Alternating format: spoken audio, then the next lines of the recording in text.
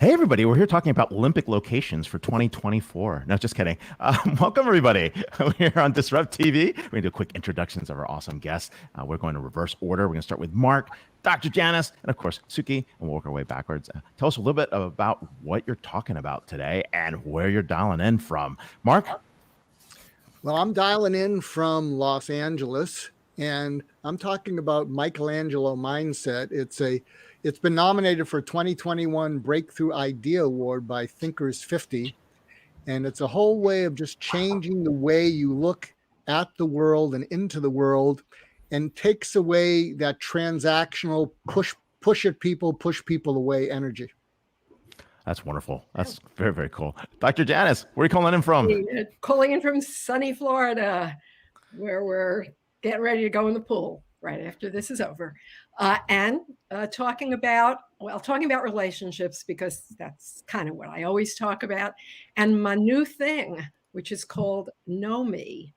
So don't go to knowme.com, but if you go to my website, myname.com, up there, you can learn a little bit about it and maybe more about it should you be at Constellation Connected Enterprise 2021 in person, we hope. Very, very cool. Suki, what are you doing? What's in your hand? I'm just kidding. Go ahead. It's not. It's down.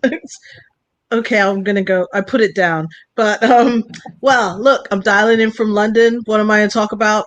Whatever I feel like in like 5 minutes. No, I'm going to be talking about a little bit about safety tech, London Tech Week, and probably giving you a little insight also into our upcoming CI Fellows Summit, which is called In Technology We Trust, with a question mark. Ooh, who knew? Yeah. All right. Well, very, very cool. Well, this is it. And, thanks for joining our show. We're going to kick off soon. I'll do the honors. All right. 3, 2, 1. Cool. And welcome, everybody. This show is sponsored by Robots and Pencils. And, of course, we're going to take off. All right, Vala, all yours. All right. Hello and welcome. Thank you for joining us on DisrupTV. My name is Vala Afshar. I'm the Chief Digital Evangelist at Salesforce and your co-host for the next hour. We welcome you to follow us on Twitter at DisrupTV Show. Send Ray, myself, our distinguished guests, your questions live using hashtag DisrupTV, and we'll do our best to answer them during the show. It's my pleasure to introduce my co-host, Ray Wang. He is the best-selling author of Everybody Wants to Rule the World, Surviving and Thriving in a World of Digital Giants. Ray is a regular television business and technology news contributor on Fox Business, CNBC, Yahoo Finance, and Wall Street Journal. He's, in my opinion, one of the top futurists to follow on Twitter at RWANG0. Welcome, Ray, to DisrupTV. Welcome. Hey, thanks a lot. Awesome co-host here, Vala Afshar. He is our Chief Digital Evangelist for Salesforce, and he's also the author of The Pursuit of Social Business Excellence. Executives around the world pay attention to every one of his inspirational and insightful tweets. But when he's not hosting, keynoting, or leading events at Salesforce, you can find him speaking on business TV outlets such as Bloomberg and posting insightful analyses such as these show notes here on ZDNet. So very cool. Who's our first guest? All the way from London. All the way from London, gets the Long Distance Award for episode 248. Our first guest, Suki Fuller, analytics storyteller and fellow at the Council of Competitive Intelligence Fellows. Suki is a competitive strategic advisor, analytics storyteller, and acclaimed keynote speaker. Her eclectic 16-year career with strategic intelligence and technology has taken her from the U.S. Department of Defense to teaching students in China. Talk about the broad range there. Suki currently resides in London, as we said, where she's an intrinsic part of the tech community and was recently named by Financial Times as one of the top 100 Black Asian minority ethnic BAME leaders in UK technology.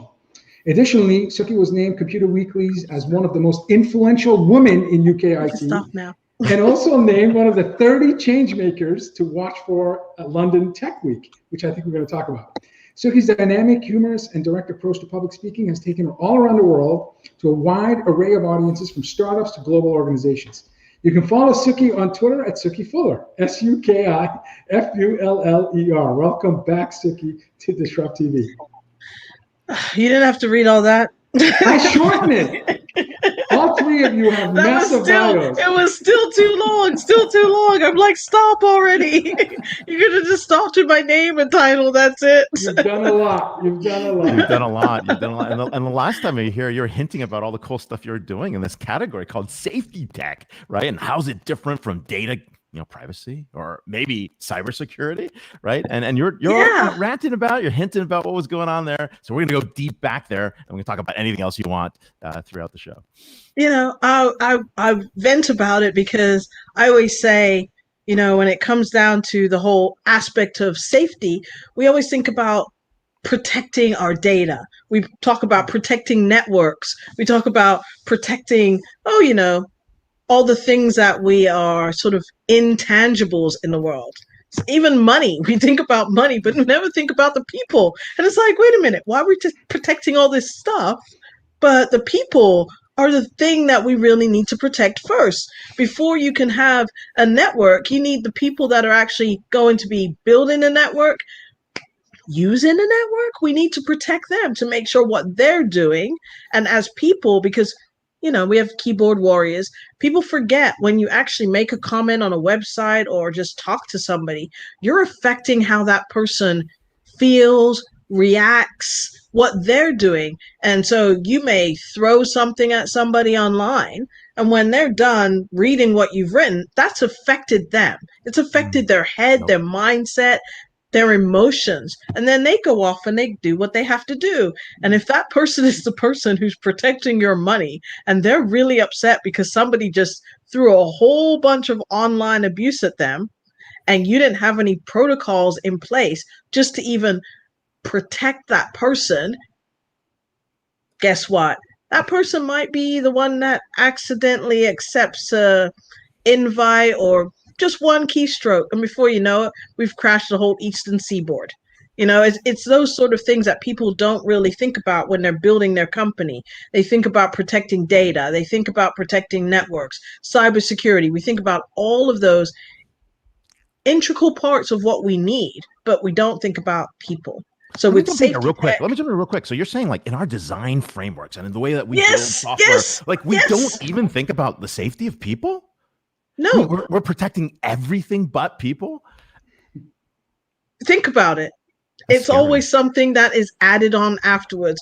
When something negative happens, when there's online abuse that takes place, when, you had Gamergate, you have all of these people infiltrating with child pornography, you have all of this going on. And it's then that people go, oh, well, maybe we need to put these protocols in place. It's like, I'm sorry, but for everything that you do, there's a yin and a yang. So we know that when we build systems, there are always going to be people that want to take advantage of what you're doing. For every tech for good, there is somebody going, hey, tech for good? It's not called tech for bad, but I can make more money doing this. And that's ultimately what happens. Unfortunately, you have good people in the world and you have bad people in the world. And when we build things in tech, we're always thinking about the greater good, how this is going to help people. But we do have to acknowledge, and that's just it. People are not acknowledging the other aspect, and we have that blind spot. And when we are building, we're going, this is so great for the whole world. This is going to be the best thing. That little devil that's on the other shoulder, people have to pay attention to it when they're building. You have to build in the safety protocols. Think about it. When you're out in the real online world, you don't think about that stuff. When you're out in the real offline world, guess what? You have the protections of law enforcement, the military, the police. You have the people that are protecting your building, the security guards. You have your doctors, your nurses that are helping protect you with your health. But when you go online, people just think, oh, that's not in real life. I hate that term, IRL. Hate that term, because it's like when people say work-life balance. I'm like, no, life balance is everything in life. You don't have a separate life for work, and you don't have a separate life for being online. It's all one. And these are just parts of it. What about my metaverse? Come on, I want a second life in my metaverse. but it's all part of a bigger picture. It's all part of you as a human. So as you as a human, and you have different facets of your life. And so it's not, we can't segment everything as much as we like to do that in tech. You can't when it comes down to an actual human. So people just forget. And it's really frustrating over the years because in competitive intelligence and in intelligence, we always try to build that function in at the very beginning. We're saying you don't look for market intelligence or competitive intelligence when you go out there and you've already built your product. You need to be aware when you're actually designing what's going on in the marketplace. You need to be building those functions where you're looking at the competitive landscape all the time. It's like you're hiring your people. You're looking at the competitive landscape of, okay, where are those people coming from? Where am I going to hire new people? Where have they been? You look at all of that 360 all the time. You should be applying the whole lean principles to yourself while you are building. And those principles should include safety. And safety tech, because you need that for your employees. You need that for your customers. You need that when you're just everything. It gets so frustrating because you see people build an online platform like we have,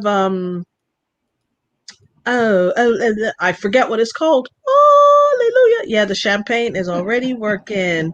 Let me take a sip. Take a sip, Vala. Jump in. So you have, you have what's the social audio thing? I forgot what Clubhouse, it's called. maybe? Oh yeah, see, I forgot what it's called because I stopped using it. I think we all stopped using it. So Clubhouse, they had that onslaught of just people being abused, and they hadn't considered that when they built the platform. It's just like when people are building platforms, they're not considering people that are hearing impaired, people that have vision problems. It's like, I have a vision problem. Sans serif people.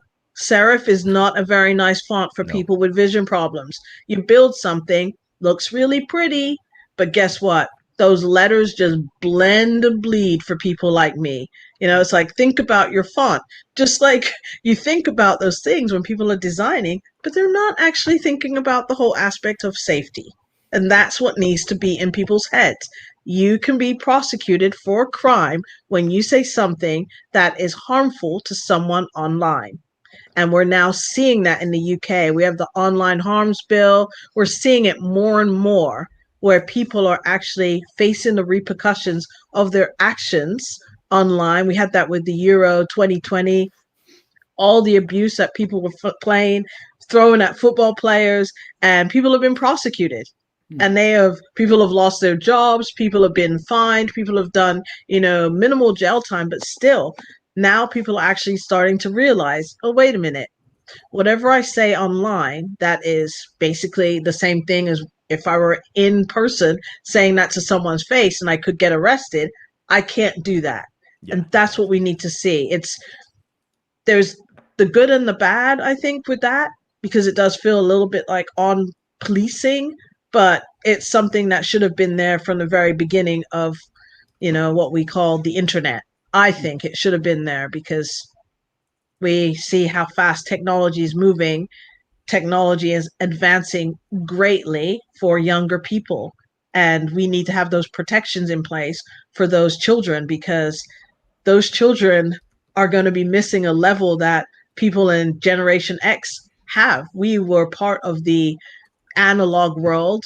We function in a different way. We have one foot in each. We understand the digital. We also understand the analog. Your children that are born now, they only understand the digital. So for them, there are protections that they will never have.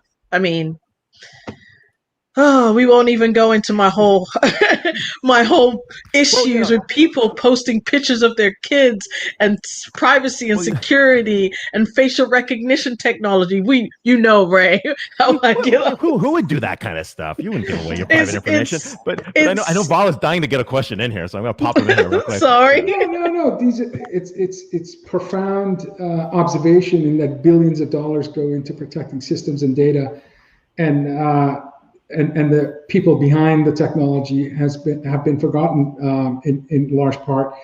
Yeah. March of last year, whether you were in London or Boston or Silicon Valley with Ray, light switch. The world went decentralized and digital only for many, many months. And now it's digital only or digital first, but certainly the world is more hyper-connected, and there's more knowledge sharing and data, and more humans doing their work and life in whatever imbalanced way, using digital technology. So you mentioned employees. Can you talk a little bit about safety tech in terms of training, reskilling, upskilling, managers, leaders, folks like myself, digital immigrants? I wasn't born mobile, social, cloud, so where my children are digital natives, like you said. How do we understand the impact and the importance of safety, mattering, belonging? And do you see companies investing in training their leaders to be more empathetic? We have a world expert on listening to end our show, so I'm actually a little bit intimidated by it because I know I'm not a great listener, so I feel nervous around Mark.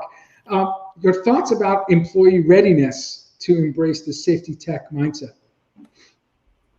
So when it comes, what I think about, and most of the people that are working in the safety tech sector are really dealing with sort of the end user. It really has focused very much on children. But what I've been looking at is the employees, the people that are building systems, people that are using systems, because you get a lot of online. I mean, if you're working for a retail store and you're that person that's dealing with people that have problems with their computers, and you're that person that's not the chat box, you're actually the live person doing the live chat, you get a lot of vitriol thrown at you because somebody's having a problem. And while you can be training somebody on how you handle that, there's still not the protocols in place so that that doesn't really happen.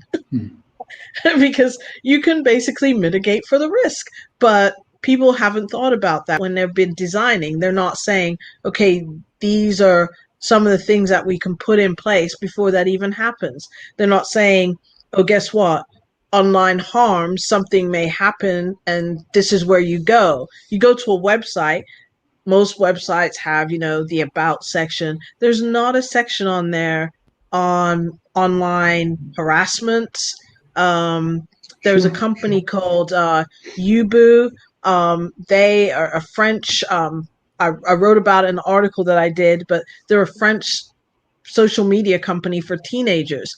And they have an actual section there for, online safety, on the safety protocols of what you can do should somebody be harassing you online as a teenager. Twitter then finally sort of adopted some of their measures, like, do you really want to be posting that when you go to social media and you're going to hit that tweet? They started doing, they got that from Yubu because Yubu put that in place. So now you're seeing little pieces being integrated, but everybody's focusing on the empathy factor. And I think that's kind of after the fact. That I just think that's something that should just be automatic, but then the safety people really have to think about it when they are designing. It should be part of your whole design process. Like, how is this going to affect somebody when they come to this page? And it's not being snowflake or anything like that. It's just really being considerate of the repercussions of what you're integrating into your website and how it may affect people. Or a reflection of your brand as you're handing here. But hey, your brand we're also. Running out of time, and when Sorry. I asked about London Tech Week, what's going on with the shortage tech scene? I'm going to tell you, with the shortage tech scene? London Tech Week is coming up. That's really bad. I forgot. Sometime in September 20th and 24th. There you go. LTW. Yeah, LTW is the hashtag. At London at LDN Tech Week is the Twitter handle, and there's a bunch of stuff going on. They have a lot of in-person events, but also a lot of remote events. So I would say I'm a little biased, but London, we're like the tech capital now. We, especially when it comes to fintech. When it comes to fintech, we are crypto, ruling. You guys are rocking. We are ruling the world when it comes to alternative banking, fintech. We got it Awesome. hands down. So, That's awesome. you know, check out the events of London Tech Week. Also, check out at the CI Fellows, because we have a summit coming up, and the title is In Technology We Trust. And we'll be talking about just the humanizing of technology, what we can do, the integration, the collaboration to make humans a little bit more important than we have been with technology. We'll also be talking about safety tech, and we'll have people like Rashad Tabakawala speaking. Oh, wow. Yeah. That's a great Yeah. That's I love awesome. him. So he's one of our fireside chats. So, you know, so yeah, look out, save the date. That is the 27th and 28th of October. What's So- your involvement with the event? So everybody knows. So I am one of the CI fellows, competitive intelligence fellows, and it basically is people that work in the field of competitive intelligence, strategic intelligence, former government intel people, and basically people in the industry nominate you and you become a CI fellow. And I am one of, I think there's 97, 98, maybe 99 of us now out of a couple 100,000 people. So Less that's than like, 100 people are CI fellows. and it's a so huge I'm honor, like, and it's really cool because there are former deputy directors of the CIA in this organization. MI6, MIX. Yeah, it's basically across the board: national security, competitive intelligence. The former head of Motorola's CI division, the founder of that. It's just really cool that I was nominated and got to be a fellow, and it basically is just because, you know, I'm like one of the first people that started using tech for competitive intelligence back in the early days of Twitter and using geo, you know, it's like, yeah, bright kite. I think I like this. You know, it's like back in the day. So Very nice. Here we are with Suki Congratulations. Fuller, really cool. analytical storyteller and fellow at the Council of Competitive Intelligence Fellows. More importantly, you'll see her at London Tech Week. Follow her on Twitter at Suki Fuller, Fuller. Thank you so much for being on the show, and happy Friday. Cheers. Thank you very much. And Vala, you do listen very well. Thank you. Oh, appreciate that. Oh, thank you very much. Our pleasure. Thank you. You're Take care. great. Bye. Terrific. Super smart and really a change maker. And speaking of change maker, our second guest, Dr. Janice Presser, relationship expert, PhD in system science, tech inventor, and author, and a TEDx speaker. Dr. Janice Presser has been engaged in research and development of teaming science and team analytics for her entire career, with a focus on developing more effective business teams and personal relationships, more important now than ever before. The architect of technology that measures how people interact, Dr. Presser also is the author of 8 books on various aspects of teaming in business and personal life, which you can find on her Amazon author page. Know Me is what we're going to talk about, hopefully, and learn more, is her most recent development in helping people understand who they are, how they contribute within their relationships, and how they can make life better. You can follow Dr. Janice on Twitter at Dr. Janice, DrJNICE. Welcome back, Dr. Janice, to DisrupTV. Hey, guys.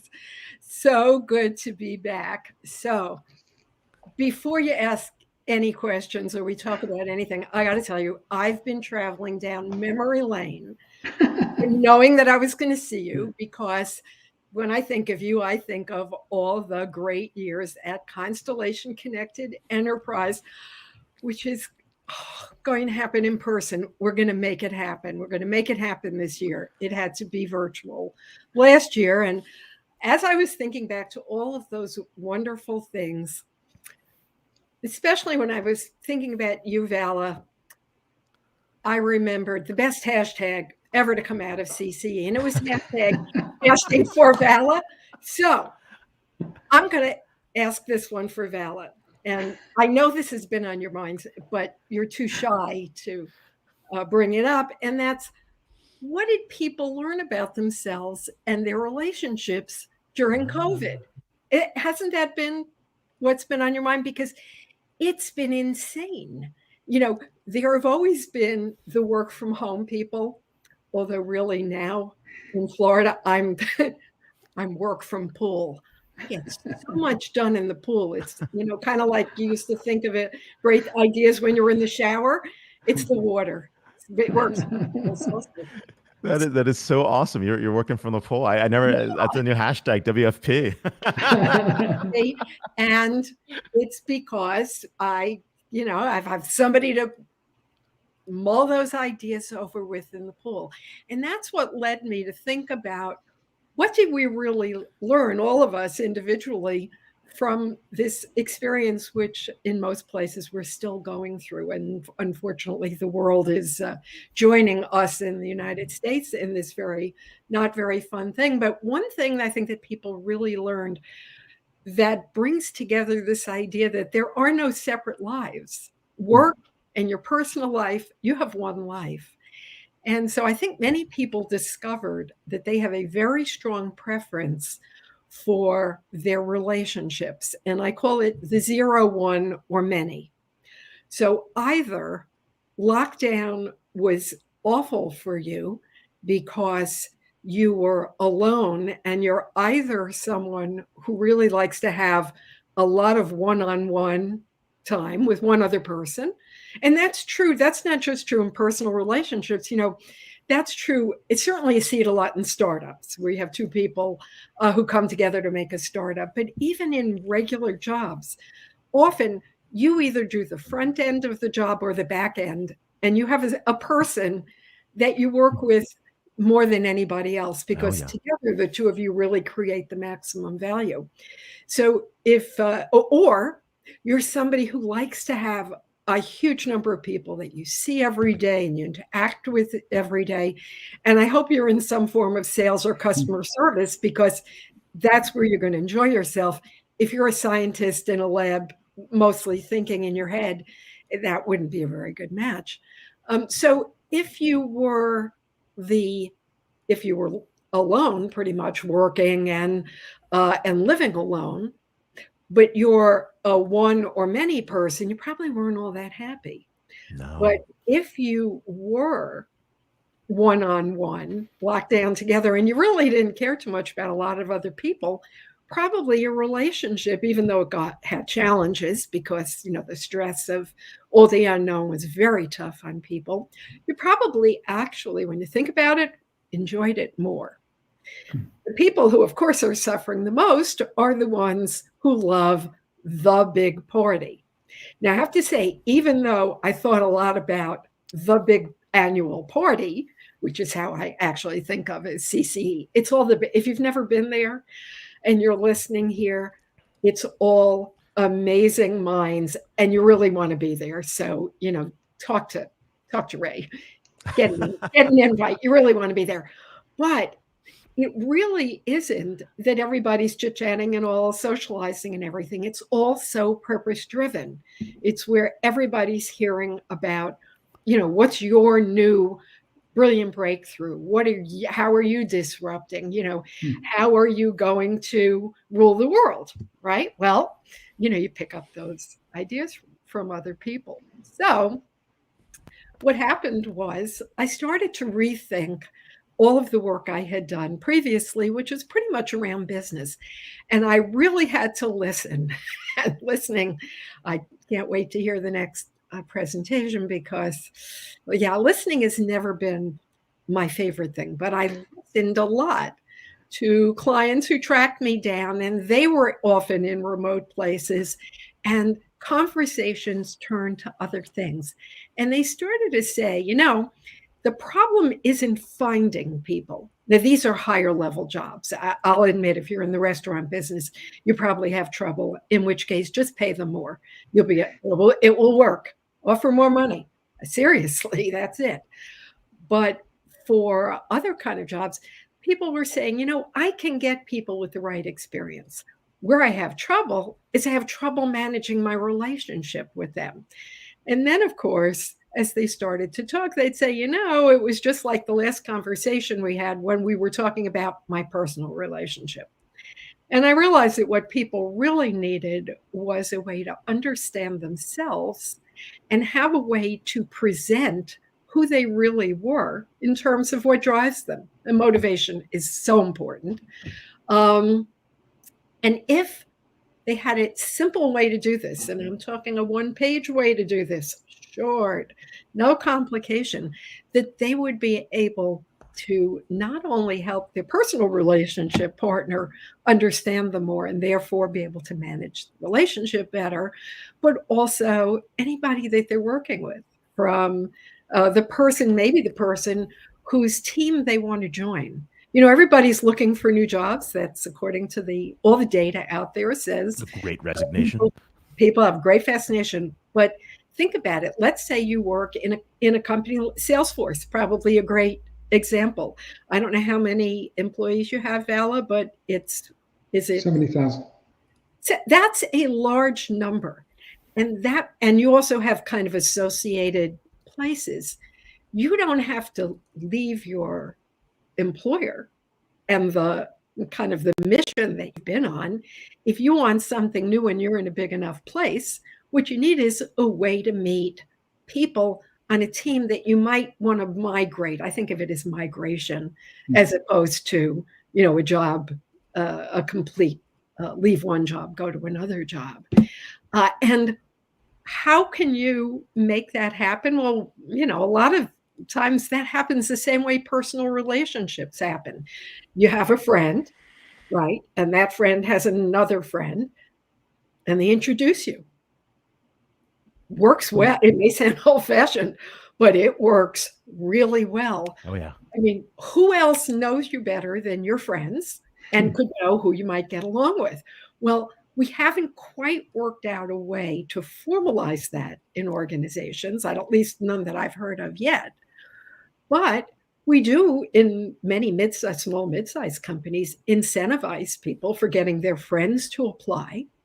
And why not use it as a way to to HR would, I guess, think of it as retain people, but really to maintain that culture that you work so hard to build up. But let me pull something off from your website that you talked about. And I think this pretty much set the stage, and I think it's important, right? I mean, you say, look, finding people to work for you is becoming easier, right? Look to LinkedIn for millennials and your professional circle for executives. As for those you consider essential workers, those who you can't replace with, but managing people is getting harder. And you don't have time to strategize every move, so you fall back on managing genetically, just like other managers do.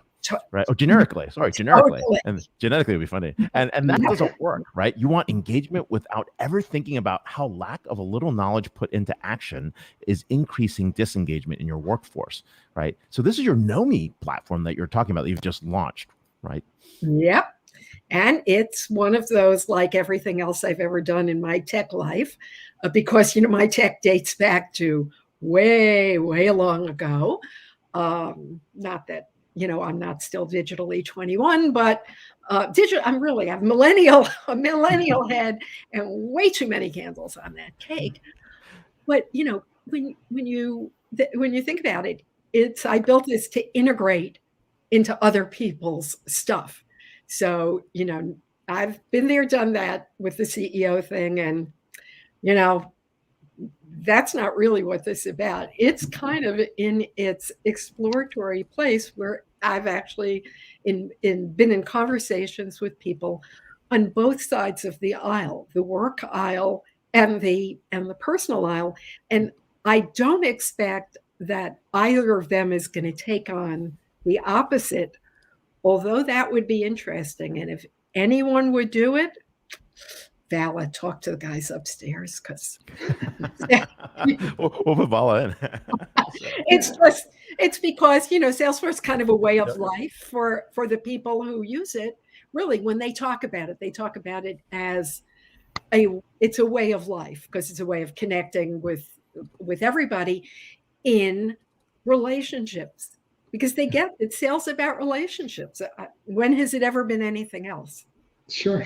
In fact, the R in CRM is relationship. So we're in the business of relationships.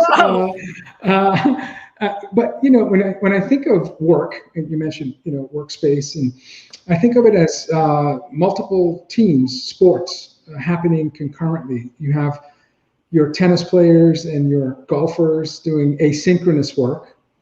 and then you have your basketball and volleyball and maybe track and field doing symmetric work where there is team portion or individual contributor. And I find that it's difficult, like you said, managing relationships when it's not asynchronous work, when there's an input and an output dependency in terms of the work that you do. So when you're coaching your clients, where it's a line of business where it's highly integrated team approach, it's a basketball team. You have your center and guard and forward. You're depending on rebounds and assists and points. How do you coach these folks to be mindful of this digital-only decentralized world where folks like Ray and I, who do mostly asynchronous work, we're individual golfers and we just have to focus on the game and how we produce. We have very little requirement in terms of input, and our output really has no dependency for the most part. So it's a little bit easier for us. Relationship building and coping with the last 18 months has been a bit easier for asynchronous workers. What is your advice for how do you manage these relationships when it's a team sport that you're responsible for? Right. Well, the reason why your lives work and mine does also is that what we're expected to do aligns with the way in which we make our best contributions. Believe it or not, there are people who are not like us, and I love them because I hate doing that work. I'm a terrible manager. It's true. I was a fine CEO, terrible manager, because doing that day-to-day work means that there is something completely different driving you. It's not better. It's not worse. It just is. That's who you are. And so when you understand how it is that you best interact, then what you need to do is match up with the kind of job that you're doing. Now, sometimes you're not quite ready for the job that you really want. I mean, most people aren't born CEOs.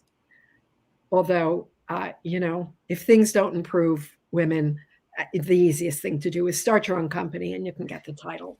Really, it's the fast track to it. But for most people, they have to go through those times of learning how to manage teams. And by understanding themselves and what drives them, they can use that drive that they have towards empowerment of themselves it's not faking it, but they will learn how to quickly respond to situations that don't really match with their general way of thinking, which is long-term strategy, but they will learn to pull back and do that in the service of being able to know it so that they can then forget it when they advance. That, by the way, is why we have successful militaries. You know how our military trains people? When you're at one level and you go put up to the next level, lesson one is forget everything you did before. Blank slate, because every level has a completely different set of responsibilities and ways of interacting. And it's exactly the same thing in our organizations. So as long as we're doing it the way that we do it, it's fine. I would venture to say that if you had a different interest, Ray, if you'd gone to medical school, let's say, you would have been off in a lab inventing stuff as opposed to teaching students. It just, one would have been more fun than the other. Definitely, and you naturally would gravitate there if the environment allows you to. And it's always been in the past that there were restrictions, impediments to people doing what they want. Some of them are internal, and NOMI, of course, lets you know what those are. So you know that you really don't want to do that. And others have been external. So, let's just say that it wasn't that many years ago when women were not hired. People of color were not hired. Immigrants were not hired. People with accented voices were not hired for the jobs that now we think. If you're a millennial, you think, how could it ever have been that way? Well, kids, it was. And in some quarters, it still is. Wow. Wow. So you basically have a new tool here, right? And basically you can use this assessment. It's Yep. online, and people can figure out how you interact with someone, become more productive with someone. Where do people go? Like where do they go to get started here? So At this moment, they go to my website, drjanicepresser.com. Couldn't be more simpler than that. And you'll have to send me an email and let me know. So we do that in order to get to know you. In order to, well, no, it is at this moment in not in an automated thing. As I said, I'm not going to be a CEO anymore. It is IP, and by the way, it's not the only bit of IP. All that other stuff that got invented that I found again because pandemic, lets you search your computer. I said, oh my God. This is for measuring culture. I forgot completely about this. And this is for sales teams, and this is for networking.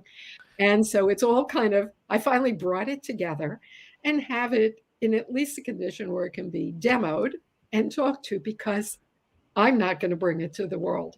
Guys, I'm the oldest person in the room. So give me a break.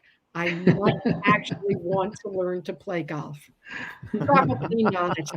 This is what happens when you move to Florida. We're here with Dr. Janice Presser, relationship expert, PhD systems scientist, tech inventor, and author. And more importantly, check out Know Me. You can follow Dr. Janice at Dr. Janice. Thank you for being on the show. And see me at Constellation. Thank you, Dr. Janice. CCE. Awesome. Cheers. Thank you.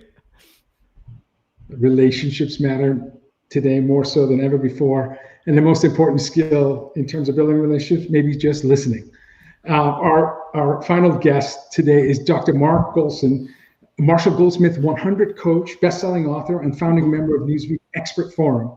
Dr. Goulston is considered one of the world's leading experts on empathetic listening and the inventor of surgical empathy.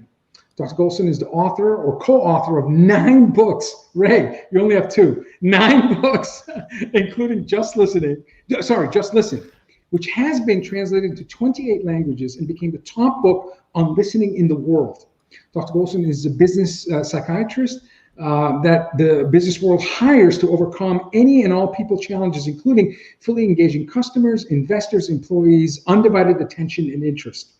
Dr. Golson is a co-founder of Michelangelo Mindset, an approach that has been nominated for a 2021 Breakthrough Idea Award by Thinkers 50, which is the Oscars of management ideas and thinking. Dr. Golson has an audio course called Defeating Self-Defeat at Himalaya.com and hosts the highly rated podcast My Wake Up Call, which is in the top 1.5% of all podcasts. You can follow Dr. Golson on Twitter at Mark Goulston, MarkGoulston. Welcome, Mark, to DisrupTV. That's a lot to live up to. Have you read your wiki page on all of you've accomplished? This is about 10% of your bio. So you're a remarkable guest, and we appreciate you being on DisrupTV. Well, I'm so excited to be here. And I'm so excited also to talk about this Michelangelo mindset, because if you, I feel like I've just hit the lottery, because I found a concept that explains my entire professional life, everything about me under one umbrella. And so when you have something that explains everything, and I'll tell you, for instance, I trained as a psychiatrist, UCLA, and I was a suicide specialist. For 25 years, none of my patients died by suicide. Wow. And I used an approach called surgical empathy. But what I realized with Michelangelo mindset, Michelangelo had this quote that says, "I saw the angel in the marble and I carved until I set it free." Wow. And so what I realized with my work with suicidal patients is I saw hope inside them that they couldn't see. And I carved until they could see it and feel it. And when they started to feel hope, they let go of needing to die. But I've expanded this everywhere. I've trained FBI and police hostage negotiators because inside anyone who's having a conversation with you is a part of them that actually wants to give the gun up. How do you free it? And something else that may be of interest to you, Vala, is I spoke in Russia. I've spoken several times, and I headlined with Daniel Kahneman a couple of years ago. He wrote Thinking Fast and Slow, has a great book out called Noise Now. And what I spoke to these 1,000 Russian businessmen, managers, CEOs about is I said to them, you're listening to me, just like the two of you are listening to me. And if I give you a bunch of bullets, you'll smile and you'll say, well, that was pretty good. But when you're listening to me, it's transactional.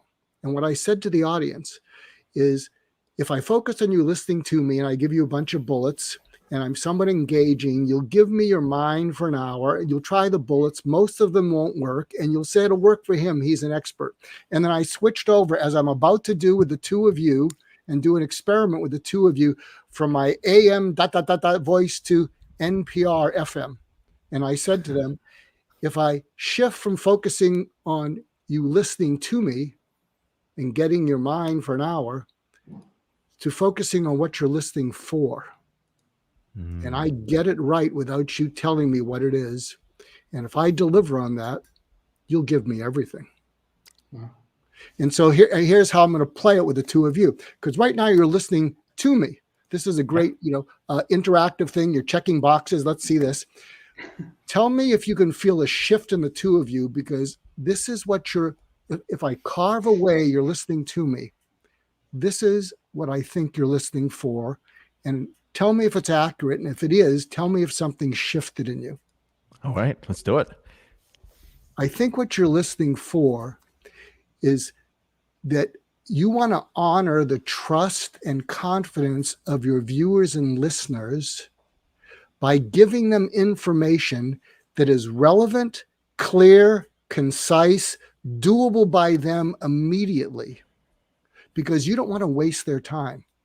If they're giving you their time and their concentration, you want to live up to that trust and confidence. And you're listening for guests and people who can give them something they can use today that's relevant to them, clear, concise, and doable by them. You're also probably listening for people who might be best-selling authors, but they are stiffs. They are boring. They are arrogant. They are condescending. You're smiling politely at each other saying, let's not have this one guy. Let's not have this person on again, because you want to protect your audience and you want to protect their precious time. So is any of that accurate that I just said? Spot on. Spot on. This is 248th episode. We've interviewed close to 800 people. And the reason Ray and I do it, and everyone's busy, but Ray and I are really busy. But for the last 5+ years, we've consistently committed to an hour on Fridays, so that we can, first of all, improve our listening skills. I don't know if Gladwell's 10,000 hours apply to what I consider to be a lifelong journey of trying to be a better listener. And I've failed miserably along so many times throughout my career in terms of being an empathetic listener. But I'm listening to you, hoping that I can determine the muscles I need to develop in order to be a better listener. But at the same time, as you perfectly summarized, all Ray and I want to do is to educate and inspire our audience. And we do this by inviting extraordinary people. And we have our fingers crossed because we only give you 20 minutes. And by the time I finish like your bio, it's only like 18 because the guests are so incredible. Can we do that in that small window of time that we have? And that's ultimately our challenge. Are the two of you ready to build your listening muscles? Can I give you a way to do it? Please. Yeah, let's go do it. I'm Please. in. Please. Yeah. I want you to think of someone who cares about each of you. It could be a spouse, could be someone who believes in you and wants the best for you. So picture that person, and I want you to go and ask that person and say, what do you think would be the positive effect on my success, the respect that people have for me, and our relationship if I became a better listener? Little, moderate, or large? In all likelihood, they'll say, well, moderate. But here's the hooker. You say to them, what do you think has been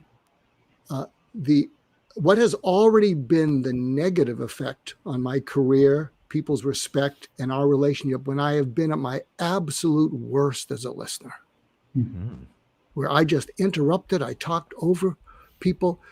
What do you think has been the negative effect that's already happened on my success, people's respect, and our relationship? They're going to break eye contact and they're going to say, pretty large. And if you take it in, what you're going to say to them is, look up at me.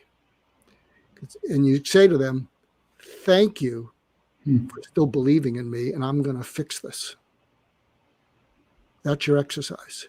I'll tell you something else that we're giving away, because in the Michelangelo mindset, what we've discovered the statue of David is, and I actually did a one-man show playing Steve Jobs coming back from the dead. I had the turtleneck, I had the glasses, I had the 501 jeans, I had the New Balance, I had everything.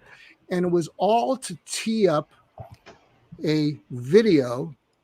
And so if you're watching or listening to this, do a search for Xerox PARC National Geographic Steve Jobs. Wow. Xerox PARC National Geographic Steve Jobs. And there's a little over 2-minute video of a dramatization of Steve Jobs discovering the graphical user interface and the icons. And if you look in that 2.5 minutes, what you're going to notice, look into his eyes, is you're going to notice at first he's like the smartest person in the room, and he sees the mouse and he goes, can I try it? Wow. And then he puts his index finger on the mouse, the music goes up, and he looks at the screen and he starts to sweat. And then he looks at Wozniak, who's also in the video, and Steve Wozniak really is in the video too. He says, when Steve looked at me, I said, once they go there, they're not going back. Wow. And then he continues with it. And then Walter Isaacson comes on and says, they didn't know what to do with this at Xerox PARC, but Steve Jobs knew they had to do something, and they went back to Apple and created the Macintosh. So here is the David. You're going to write this down. The David is, if you have a website, if you have all your marketing material, you want to connect with your customers, what you want to trigger in them is wow, yes. And wow is, I can't believe what I just saw. That was Steve Jobs. This is too good to ignore. I don't know what we're going to do with it. I see what we can do with it. We're going to build the Macintosh. Yes. So I consult, our company consults the companies, and we say, look at your website. Do a picture of what your market is looking for and listening for. And if you're not triggering wow, yes. Yeah. Fix it. Wow. Do you need a beginner's mindset? Do you need a certain degree of humility to be fully present and aware of these aha moments that are probably around us, and we just totally don't see it? Yeah. Well, it's interesting. I have sort of bloggeria, and I wrote an article on why business people, especially alpha people, like some of the people in the room, why they're afraid of empathy. They're afraid to empathize because if I really let go of my agenda, if I really listen with a beginner's mind, I might discover something that I don't have, that I can't even help.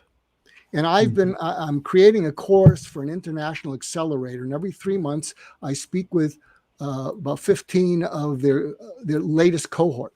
And one of the things I've been telling them, I think you'll get a chuckle out of this. I hope you will. I said, and these are startups who are just about using up all their friends and family money. So they got to go outside money. And I said, when you meet an investor and they smile, do you think it's a yes? And they say, yeah. I say, no, investors don't smile. It's about money. What's happening is after 2.5 minutes, they know it's a no, and they're smiling because they don't want to be rude, because they know you put so much energy into that deck and you got 10 more minutes to go and they already know it's a no. So they're smiling because they don't want you to catch that they really want to be rude and say, okay, I've seen enough, goodbye. And the people in the cohort said, oh my God, that happened yesterday. I said, so here's the opportunity. And this is how you use the Michelangelo mindset. And I said, here's the exact script. And then we modified it a little bit. Next time you're in a pitch like that and they smile, this is exactly what you say. with this tone. Can we pause for a moment? And they're going to go, what? You caught me? You caught me wanting to be rude? Yeah. And they're going to, what? Yeah. Yeah. Can we pause for a moment? And they're going, yeah. And this is what you do. It looks great on Zoom. You could say, when I started, we were like this. Here was you with money. Here's me, a company needing the money. And we're like this. This is you with money. And I'm a company that's never going to see any of it. So you were listening for and looking for something, and I didn't deliver it.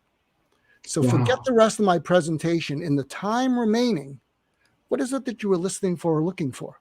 Wow. Because maybe I'll find out what that is. But guess what? If I don't have it, I'm in a cohort of 15 startups. I can introduce you to people, and I don't get any money from it. And I'll send you some stuff if I find a better match. And so you've turned an investor who you've lost into someone who's grateful to you because you're focusing on their success. Plus, you introduce 2 or 3 of your buddies in the cohort. They're going to be grateful to you. And you've begun to develop a relationship where you can go back to any of them because you let go of your agenda to look into the piece of marble, which was, why don't it's not working for me. The horse has left the barn, but maybe I can help this person be successful. And I think I can connect some dots. Yeah, you say Michelangelo mindset is the ability to look into your immediate and longer term future and see success, happiness, and fulfillment, and to carve away anything that gets in the way of achieving those. Absolutely. So when you make that comment, I think in a way you're carving away at that disconnect that exists to ensure happiness, fulfillment, and perhaps funding. My last question to you is, for 20 years, if you fail to connect, if you fail to not listen empathetically, the person across you could take their life. So I suspect there was awesome amount of pressure on your shoulders because failure on your part to connect and to inspire and to carve the marble could mean life or death. Yeah. Is that the experience that led you to spend a lifetime fine-tuning and chipping away at that marble and educating masses because of that incredible experience that is unique to you? Ray and I not listening will not potentially lead to life and death. For you, for 2 decades, I think that was very unique, very powerful, and I'm guessing that's what shaped your life's work. Absolutely, because if you've never been suicidal, you won't understand this, but death is compassionate to hopelessness. It takes the pain away. Wow. And people who are suicidal and they can't get away from the pain, they feel felt by death because it's going to take the pain away. And when they can feel felt by you, so surgical empathy uses a process that I call empatholysis. You know what dialysis is? Mm-hmm. So you go in and you lyse a suicidal patient's attachment to death as the way to take away their pain. You lyse it with empathy. And can I share a very quick anecdote, or are we going to get booted off? No, please. No, you got time. You got about a couple minutes. Go ahead. I'll make it as quick as I can. So a lot of things turned around when I met a patient named Nancy. She had made several suicide attempts before I was seeing her. I was seeing her for 6 months. I didn't think I was making any progress with her. I used to moonlight once a month at a state psychiatric hospital. So one Monday I saw her when after I'd been up for about 30 hours and she never made eye contact. And when I was with her, suddenly all the color in the room turned to black and white. And I'm looking out, it's black and white. I get chills. I do a neurologic exam on myself. I'm a psychiatrist. I'm tapping my elbows, looking at my fingers. And I said, I'm not having a stroke or seizure. And because I was sleep deprived, this is what I blurted out to this person who'd made several attempts before I started seeing her. I said, Nancy, I didn't know it was so bad. And I can't help you kill yourself. But if you do, I will still think well of you. I'll miss you. And maybe I'll understand why you had to get out of the pain. And then I thought, I just gave her permission. And then she looked at me for the first time in 6 months. And I said, what are you thinking? And I thought she was going to say, thank you for understanding. I'm overdue. And she looked at me and she said, if you can really understand why I might have to kill myself to get out of the pain, maybe I won't need to. Wow. And then she smiled. The color came back, and she Okay. came back. Wow. Wow. That's pretty impressive. Thank you for sharing that story. Wow. Yeah. Wow. Wow. Hey, you talk to so many amazing people in your podcast, My Wake Up Call. I mean, you've talked to Dr. White recently, Steve Hoffman, our friend Tiffany Bova, Gary Sanchez, Jay Levine. Like when you go through guests, I mean, what are some memorable guests for you? Like who's someone that just stands out and you say, this was amazing, and just to get that kind of like insight, because My Wake Up Call is a pretty intense. I mean, you had me on and that was a pretty intense podcast. So Well, what it is I speak to people about what matters most to you, and then sort of tell us the origin story. One of my favorite guests, I had him on twice, and he was my last mentor, was Larry King. And so, and I went to breakfast with him every day with a group before COVID, and we would meet in Beverly Hills. And so I got to know him. And something that was really memorable is when I would be at the breakfast table with him, everybody's bantering and I'm listening. And I remember one day he said to me, he said, "You're so morose." I said, "What?" I said, "Well, look, I'm not here to talk about Dodgers or whatever, and I'm just learning." I said, "Look, I'm not here to give everyone a hard time. You can, I'm happy to." He said, No, we need morose here. Because we get hyper, we banter, and yada, yada, yada. And so my second interview with him, he talks about meeting Dr. Morose. And I said, Larry, I can't send anyone to the podcast. I said, what's going to happen? And this is what he says in the podcast. You need a keynote. You need someone to bring down the energy in your conference. You need someone to bring the level down. You got to hire Dr. Morose. But I'll share something that's going to get to the two of you. Because 3 days after he died, I did an Instagram, and I hadn't seen him for some months. And the last time I saw him was several months before, and I had this, and I did some hypnosis so we could try and eat. He'd lost his appetite, and as I was leaving, his room, and he's kind of a gruff person from Brooklyn. I had this feeling, and this is what the Instagram was about. I had this feeling I might not see him again. Oh. And so as I'm walking past, the cherry was on, I said, Larry, one more thing. What? I love you, Larry. And he said, I love you, Morose. No. When do you get to have a conversation like that? Oh my God. That's awesome. Wow. We're here with Dr. Mark Goulston. You were about to say Dr. Morose. You can call me Dr. Morose, because I can tell you have guests that you have to bring down because it's like drinking from a fire hose with all of you people. We could have listened to you for many, many hours. Thank you so much for your shared wisdom. Unbelievable. From the story with Nancy to Larry King to just helping us become better listeners, which I believe is a lifelong journey. So thank you so much. You were terrific. Oh, thank you so much. We're with Dr. Mark Goulston. I'm not going to say the other word. Marshall Goldsmith, 100 coach.